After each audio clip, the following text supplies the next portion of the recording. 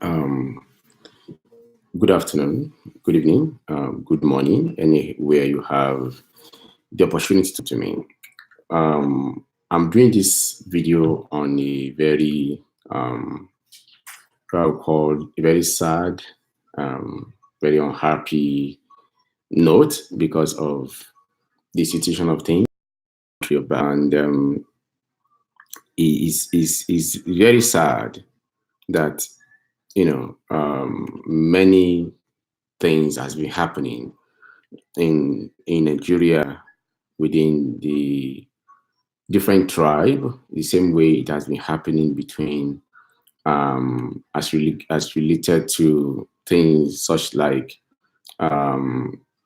Ruga, just such like killing of different people in Nigeria, and it becomes so unbearable that I would say just today I'm hearing the news that the daughter of Afenifere, the leader, who was killed by unknown herdsmen in Nigeria between maybe Ondo State and Lagos. And I jumped on the call with one of my brothers in Akure, and I was discussing with him. And what led to that call was that I was invited to a particular group, and that group is more of a for civilian group for us to be able to champion what is the way forward to ensure security of life and property in Ondo State.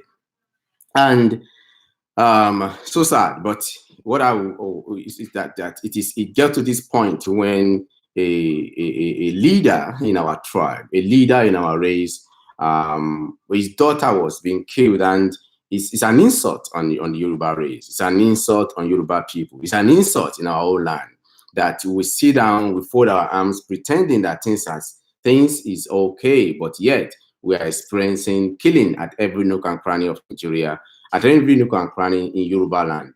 And the kind of what I expect, as I was talking to before I go there to where I was having conversation with my brother, I sent in my opinion to the group that was created. And the first thing I tell them, I said, it is high time for us to have a voice. We need a voice. We need somebody to speak. We need people to, the communities, the urbans, the people have to voice. And you might not support me on what I'm going to say now. I said when this killing was started like 4 or 5 years ago, and I remember Afayushe in Ekiti State as governor, he made mention that the people of Ekiti State will not tolerate that, and declare that if they see cattle anywhere, they must be shot aside. Did you hear anything after that? No, because he stood as a leader. He voiced that no, this cannot happen to his people. It cannot happen in their land, because our people depend on their land, on their farm, for them to feed themselves and be able to feed their family and be better in the society. In fact, they depend on what they planted and harvested for them to be able to send their children to school. So on that note, the governor was able to voice, and his voice was heard. And did you ever hear anything repeated itself in Ekiti? No, because a leader stood up.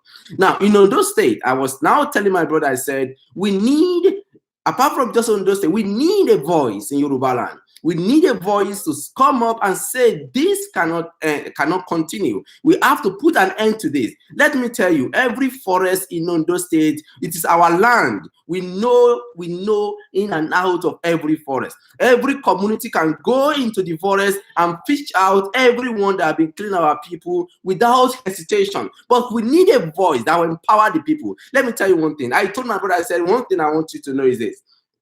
I said, if we are going to search those forests, nobody must hold any phone, nobody must make any call, nobody must shoot any video. Anybody that is caught and be killed, no text, no message will go to anybody. And that is the point we have got to in Yoruba land. And I'm telling you, it is not a war. No, it's not a war, but it is a point we got to that we have to defend our people, defend our land, defend what we have. Yes, we have dilapidated. We have deteriorated to the point that we lost education, we lost power, we lost agriculture, we lost industrialization, we lost infrastructure, we lost everything, and yet we fold our hands and pretend now all is well. My brothers, my sisters, all is not well in Yoruba land. All is not well in the western part of Nigeria. All is not well with our race. All is not well with our tribe. All is not well. Don't forget that I was telling my brother, I said, I remember in 1986 or 1987, I was young, but the story I'm going to share you now, many people on the street that grew up with me might not remember, but I don't forget anything. There was a constant armed robbery. Let me put it, armed robbery that was stealing goats, that was stealing animals in where I grew up. I'm from Okiagbe. My name is Kennedy Adeotunlade, and they were stealing animals on the street in those small communities. And one day it has become a nuisance that every time everyone once in a while that thing happen, everybody will be crying, who steal my goat, who steal my this. Fortunately, one day they discover some group of guys that always come one time at the time of midnight. They will always gather somewhere in the forest where they discuss things. And a particular hunter got to know about it and he notified the community. They set up some vigilante, like 4 of them. I knew a few of them. They set them up that, okay, this thing is what we heard. And these guys went to the forest. They positioned themselves somewhere, monitoring where they always gathered. And fortunately, one day they came as usual.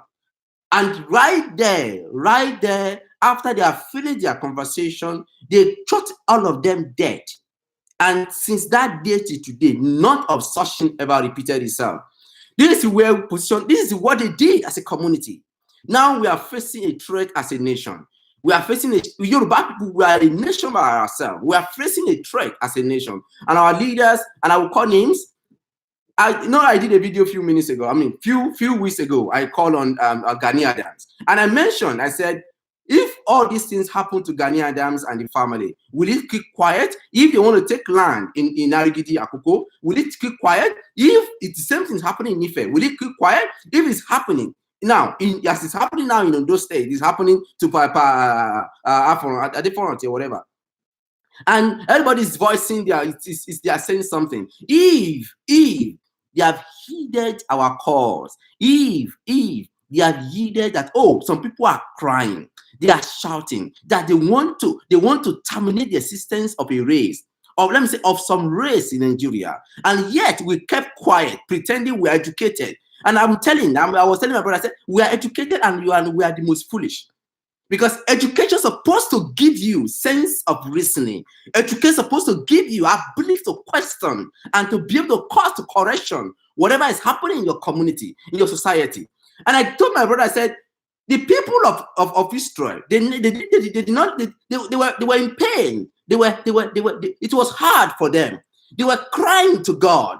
They need a leader. A day came that Moses came. When Moses came to them and said, "Oh, I am the person that I've been chosen," they don't know. They were thinking it's a joke. But the day Moses started crying that let my people go, automatically people realized that this is the time for them to go. And I'm telling you as a Yoruba man, I'm telling you as a Yoruba man that you speak Omokaro Jire ni Ogbo Yoruba, Abu boy the times tí mo ń sọ, ihun tí mo ń sọ wípé àkókò títí láti fi òpin sí gbogbo nǹkan tó ṣẹlẹ̀ ní ẹ̀yà wa. We cannot continue in this madness. Okay, they killed this man. What is the next thing that this woman, what is the next thing you are expecting? So you think, oh, I'm driving my private car, forget it. Oh, you don't have any security. But it is now that the voice must come from the top.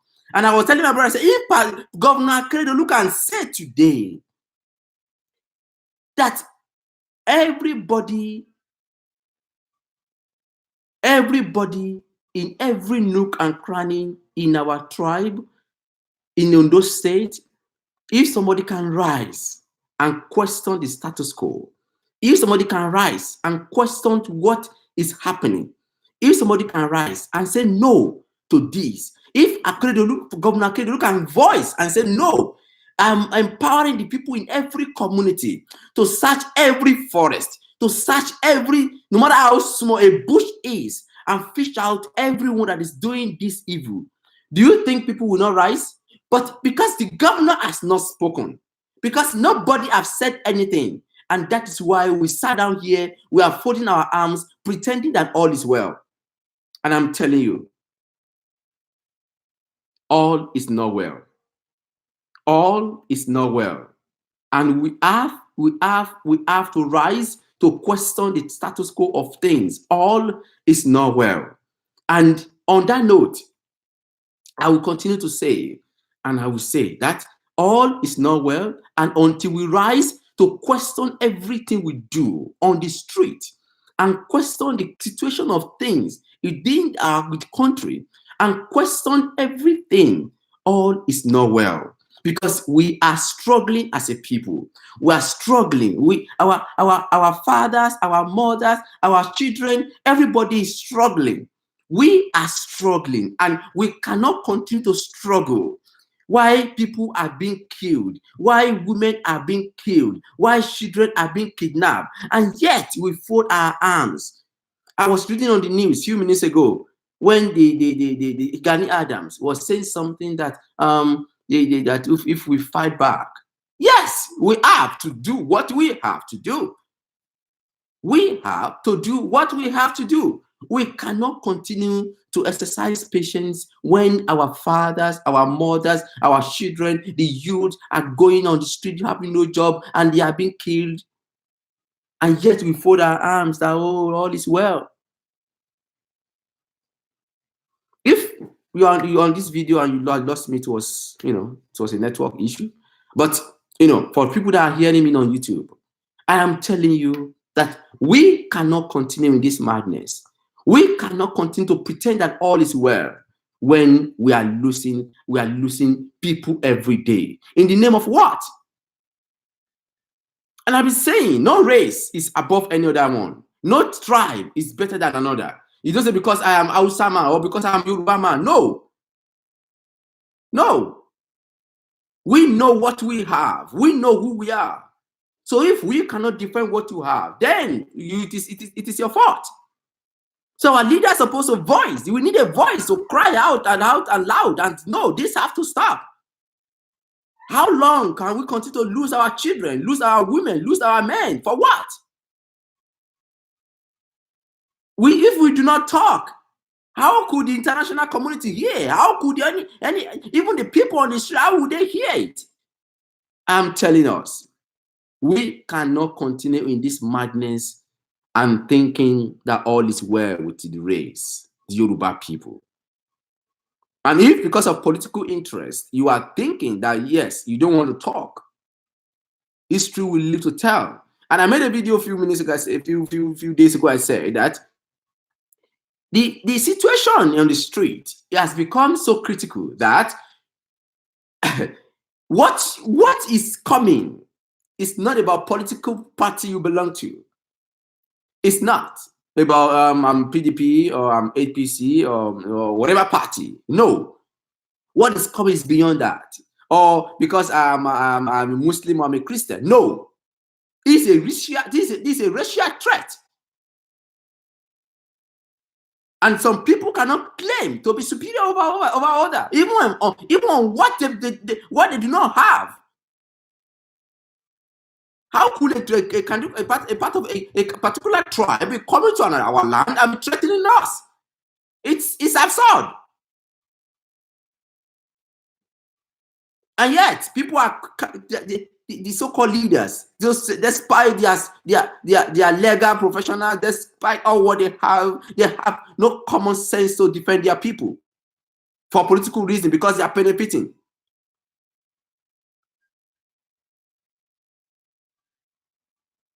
And I say, and I continue to say, that if we do not defend what we have, what will you defend?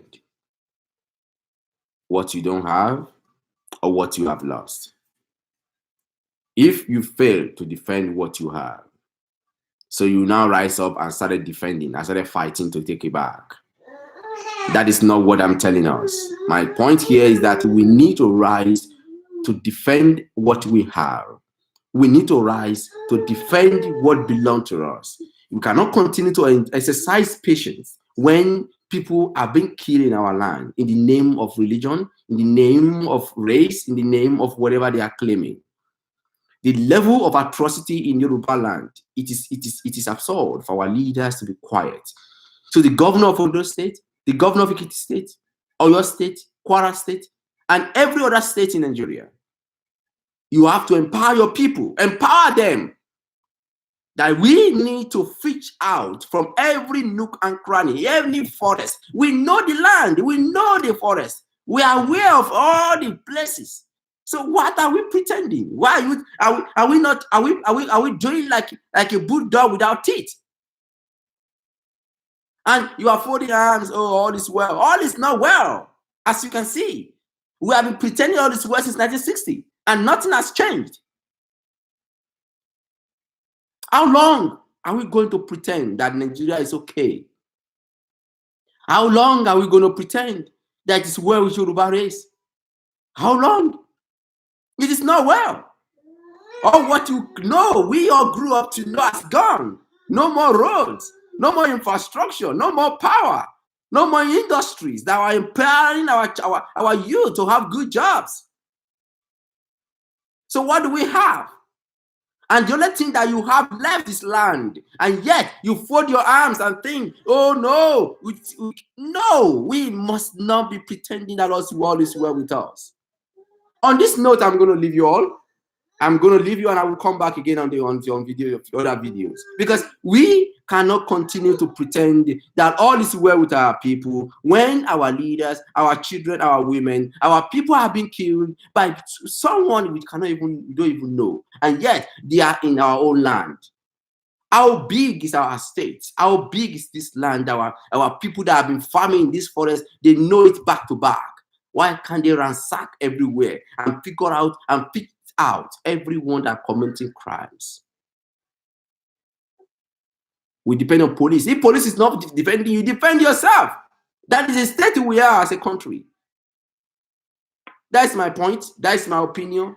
It's sad, but that's the point I want to make. We have to defend ourselves from every community, from people to people. Defend yourself. Stand to defend your land, because that is what determines who you are. The language you are speaking, the race you belong to, is because you have a land. The day you lost that land, you are nobody. You are nothing on the street. In fact, on the face of the earth, you are nobody. It takes you to have a land for you to have a language. To have a land, to have a culture.